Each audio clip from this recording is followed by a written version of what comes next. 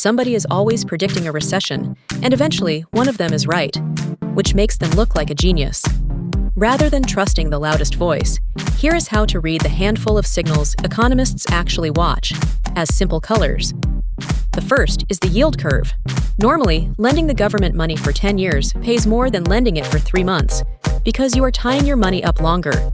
When that flips and short-term pays more, it means investors expect trouble ahead.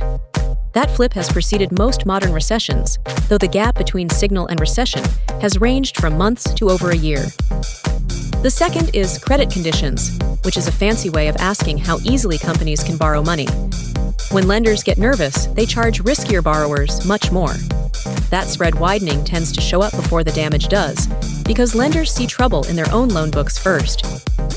The third is breadth, which counts how many stocks are actually rising, rather than just the giants. When an index climbs while most of its members fall, the strength is narrower than the headline suggests. Right now, around 2/3 of the stocks we cover are above their own long-term trend. The discipline is to look for several turning at once, not one. Any single indicator has given false alarms. And even when they all agree, the timing is unknowable.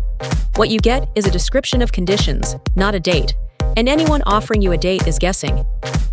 Every number here is on the page, with the date it came from. Smart charts. The stock market, explained in plain English. Nothing here is financial advice.